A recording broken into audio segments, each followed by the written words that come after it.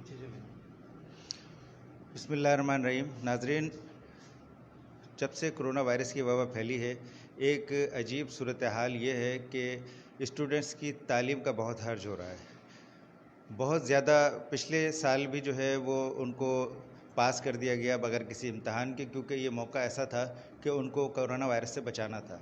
अब सूरत हाल नए साल में भी यही है कि तमाम तालीमी इदारे बंद हैं, स्कूल बंद हैं, यूनिवर्सिटीज़ भी बंद हैं, और ऐसे में स्कूल्स ने ऑनलाइन तालीम का एक सिलसिला शुरू किया है ताकि बच्चे कुछ ना कुछ तालीम हासिल कर सकें और वो पीछे न रह जाएं।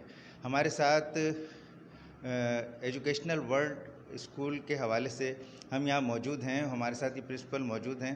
इनसे हम बात करेंगे कि किस तरह तालीम ऑनलाइन दी जा रही है। जी मैडम। अस्सलाम वालेकुम and thank you very much कि आप आए और आपने हमें मौका दिया कि हम इस प्लेटफॉर्म के ज़रिए बहुत सी ऐसी चीज़ें हैं जो बता सकें लोगों को, और कि किस तरह से स्कूल, प्राइवेट स्कूल्स ने, जो हमारा एजुकेशन सेक्टर है, उसने इस बच्चों की तालीम को उठाया हुआ है, और किस तरह से दिन रात एक करके जो मेरे ही नहीं बल्कि बहुत से स्कूल्स हैं, प्राइवेट स्कूल के प्राइवेट टीचर्स हैं जो इस चीज़ को कामयाब बनाते हैं, रात दिन काम करते हैं, इंटरेक्टिव लेसन प्लान्स बनाते हैं।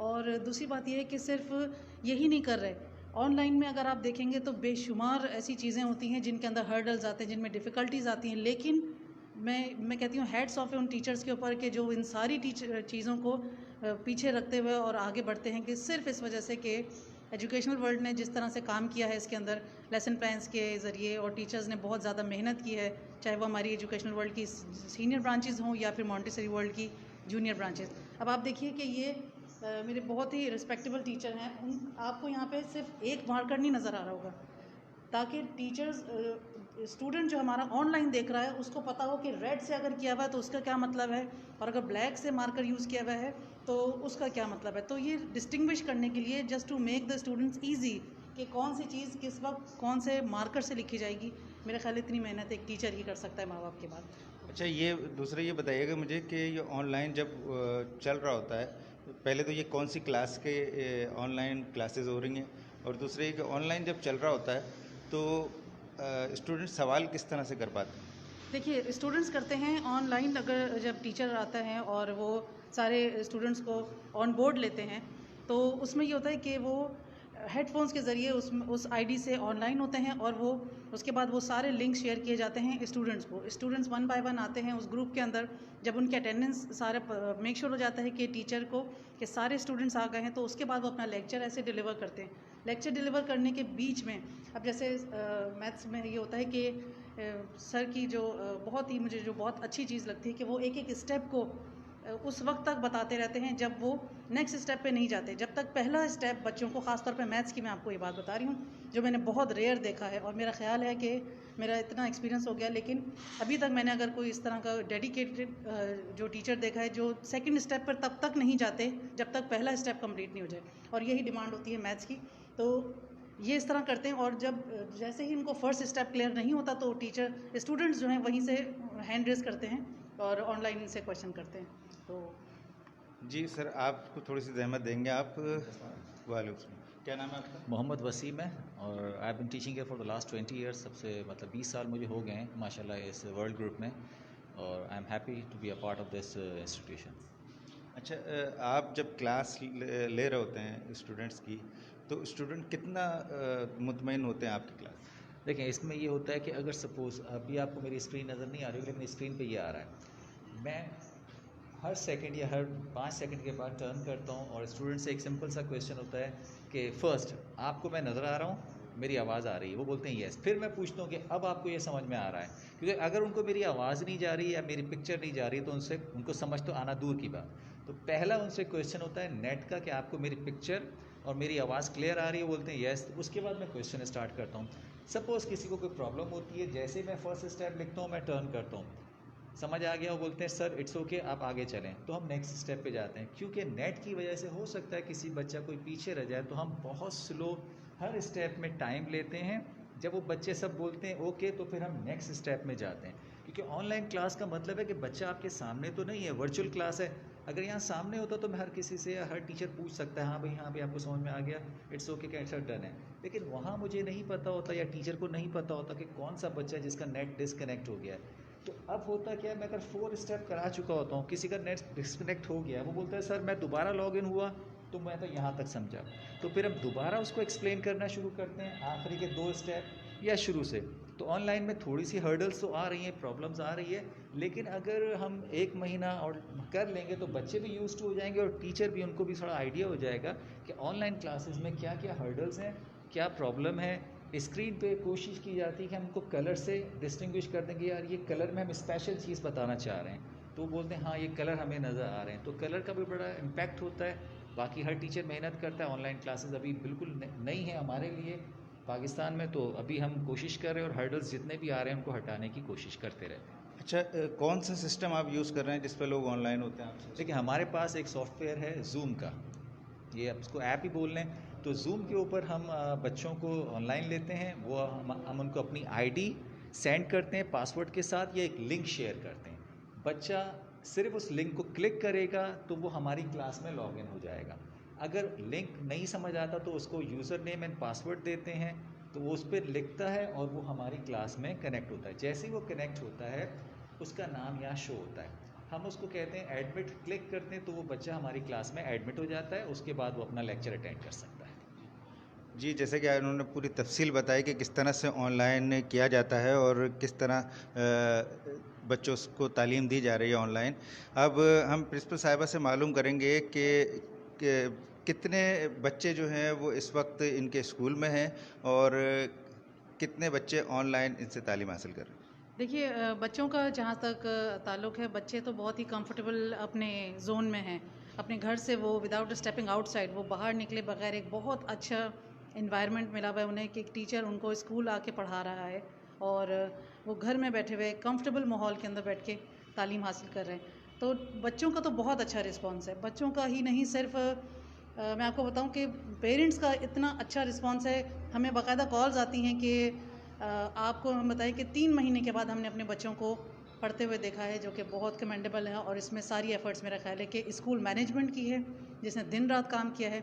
आप बिलीव करें कि सिर्फ नॉर्मल डेज़ में नहीं, टीचर्स ने चांद रातों में, ईदों पे इस तरह से काम किया है कि हमारे लिए बड़ा नया था ये, क्योंकि आपको पता है हम थर्ड वर्ल्ड कंट्री के अंदर हैं, तो उसमें बहुत से फेजेस, बहुत से चैलेंजेस हमें आते हैं, जिसके अंदर इलेक्ट्रिसिटी है, जिसके अंदर नेट के पुअर कनेक्शंस ऑफ नेट है। तो ये सारी चीज़ों को करते हुए फिर इंटरेक्टिव लेसन प्लान्स बनाना, मेरा ख्याल है कि ये ऐसे डेडिकेटेड स्कूल ही कर सकता है। अच्छा, कितने तलबा हैं आपके स्कूल में? देखिए हमारे स्कूल में हैं अभी मेरा ख्याल है 100 अबव हैं जी। और इस क्लास में जो अभी क्लास चल रही थी इसमें कितने ऑनलाइन थे? इस वक्त है हमारे पास 25 यानी 25 बच्चे जो है इस वक्त ऑनलाइन तालीम हासिल कर रहे थे और करते हैं। देखा होगा आपने, सुना कि किस तरह से ऑनलाइन तालीम दी जा रही है। 25 बच्चे जो है इस क्लास में आज तालीम हासिल कर रहे थे। इसका मतलब ये है कि बच्चों में तालीम का रुझान भी ख़त्म नहीं होगा ऑनलाइन रहने से, और वो तालीम भी हासिल करते रहेंगे, उनका साल बर्बाद नहीं होगा, इल्म हासिल होगा तो वो आगे बढ़ सकते हैं। पाकिस्तान में बहुत नया है ये ऑनलाइन सिस्टम, क्योंकि दीगर ममालिक में तो ऑनलाइन तालीम दी जाती है, पाकिस्तान में नहीं दी जाती। पाकिस्तान में ये एक बड़ी बात है कि ऑनलाइन तालीम शुरू की गई है, मगर उसकी वजह सिर्फ और सिर्फ कोरोना वायरस की वबा है, जिससे लोग बच्चों को और असातिज़ा को बचाने के लिए स्कूल बंद किए गए हैं। इसके अलावा हम मालूम करेंगे कि अगर इनके कोई मुतालबात हैं SOPs के तहत स्कूल खोलने और तलबा के आने की इजाज़त देने के, तो उस हवाले से क्या कहना चाहेंगे? देखिए जहाँ तक स्कूल खोलने का ताल्लुक है, तो बिल्कुल ये सिर्फ एजुकेशन सेक्टर ही क्यों इग्नोर किया जा रहा है गवर्नमेंट की तरफ से, और आप सारी SOPs को फॉलो करें।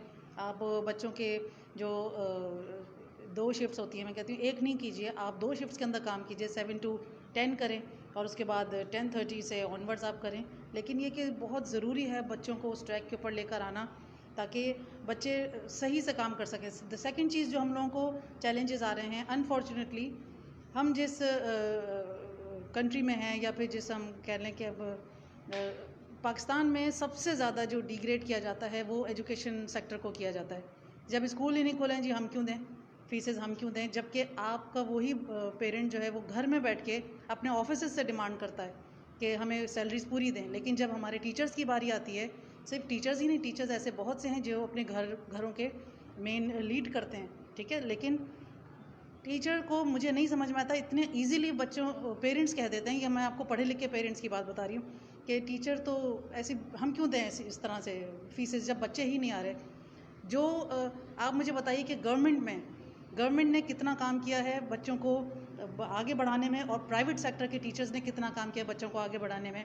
आपके MBAs प्राइवेट स्कूल का टीचर निकालता है, आपके डॉक्टर्स प्राइवेट स्कूल का टीचर बनाता है, इंजीनियर्स प्राइवेट स्कूल का टीचर बनाता है, लॉयर्स प्राइवेट स्कूल बनाता है, आर्किटेक्ट, आप जहाँ पे भी जाएंगे ये मेन पिलर्स हैं जो आगे बच्चों को बढ़ाते हैं, तो बच्चे जाके इंजीनियर, मेरे और आपके हम सब के बच्चे इसी तरह से बनते हैं। उसके बावजूद जब प्राइवेट, और मैं आपको एक और बात बता दूँ, ना प्राइवेट स्कूल के टीचर्स को कोई पेंशन दी जाती है, ना उनको ग्रेजुएटी फंड्स दिए जाते हैं, ना उनको हाउस रेंट्स दिए जाते हैं। तो मेरा ख्याल है कि इतनी ज़्यादा मेहनत करने के बाद, और हर वक्त उसको ये प्राइवेट टीचर को ये होता है कि पता नहीं मेरी जॉब कब ख़त्म हो जाए, जबकि गवर्नमेंट टीचर कोई चीज़, आई एम सॉरी टू से, मैं किसी को डीमोरलाइज नहीं कर रही हूँ यहाँ पे, लेकिन जब आपने बात की है कि आपकी क्या मुतालबात हैं, आप क्या कहती हैं, तो इस प्लेटफॉर्म पे मेरा ख्याल है कि ये कहना चाहिए, जो टीचर बच्चों को आगे बढ़ा रहा है, आप उसके कम से कम उसको इस तरह से तो दें ताकि वो अपने घरों से सेफ एंड साउंड हो जाए। यहाँ पे तो टीचर्स के 20% द एजुकेशनल वर्ल्ड ने जो गवर्नमेंट की जितनी भी SOPs हैं सारी फॉलो की है, चाहे वो फीसिस के मामले में हो, चाहे वो कम स्टाफ मेंबर्स को बुलाना हो, चाहे वो ऑनलाइन क्लासेस हों। जब हम 20% फीसिस की बात करते हैं तो पेरेंट्स कहते हैं कि जी हम क्यों दें। जो असातिज़ा बच्चों को लिखना सिखाते हैं वो कहते हैं कि ये तो घर बैठ के फीसिस ले रहे हैं, ये गलत है। प्लीज़ इस चीज़ के लिए आगे आइए, हमारा साथ दीजिए, ताकि मैं, आप और हमारे टीचर्स मिलकर एक कंप्लीट पढ़ा लिखा माशरा बना सकें। अच्छा, दूसरा मुझे ये बताइए कि बच्चों को किस तरह से आप बिठाएंगे अगर SOPs के तहत स्कूल खुलते हैं? मतलब आपने कहा कि हम 2 शिफ्टें करते हैं, तो वो किस तरह से डिवाइड करेंगे, और उसके अलावा क्या क्या चीज़ें आप जो है इसमें इस्तेमाल करें? देखिए, हम सबसे पहले तो ये करेंगे कि थर्मामीटर्स जो होते हैं, जो बच्चे वैन्स में आ रहे हैं, जब 2 शिफ्ट्स होंगी तो लाजमी बात है कि ये अंडरस्टूड है कि बच्चे डिस्टेंस के साथ होंगे। आप 2 वैन्स में 2 शिफ्ट्स ना लगाएं, आप वैन्स वालों को कहा जाए कि भाई आप 4 शिफ्ट में करें, 5 शिफ्ट में करें, ठीक है, कम बच्चे लेकर आइए। जब स्कूल के अंदर आएँ वो, तो उनके लिए जो स्क्रीनिंग गेट होता है जिससे वो अंदर आ सकते हैं, जो आपने देखा होगा आजकल बड़े बड़े मॉल्स के अंदर स्प्रे, जिसमें स्प्रे जी स्प्रे होता है, क्लोरीन टैबलेट्स का स्प्रे होता है, उसमें डेटॉल का स्प्रे होता है, तो वो करें, थर्मामीटर से चेक करें, और देन एंड देयर देखें, थोड़ी सी मैन पावर बढ़ानी पड़ेगी।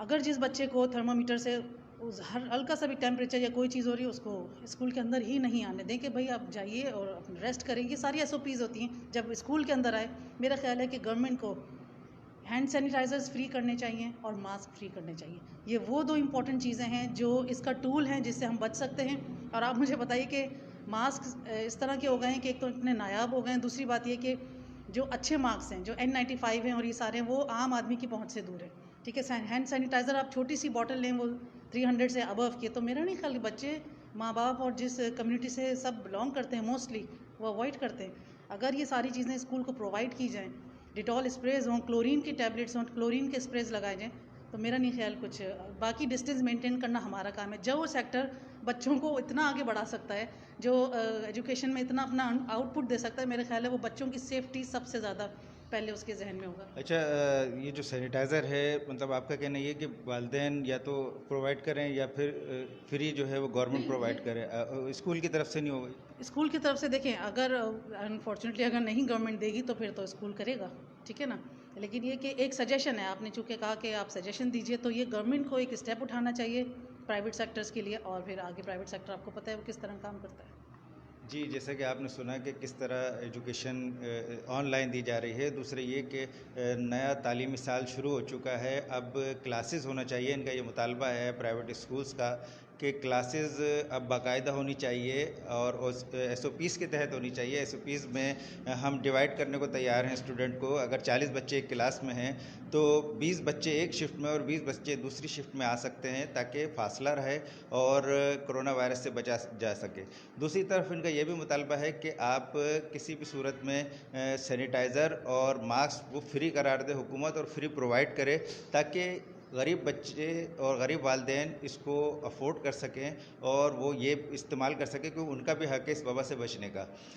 आपने सूरत हाल पूरी देखी कि हुकूमत के ऊपर ज़िम्मेदारी आती है कि वो स्कूल खोले, तालीम को आम करने के लिए, और SOPs इसकी तैयार की जाए और इनका जो हक़ है स्टूडेंट का, बच्चों का, वो उनको मिल सके। जी।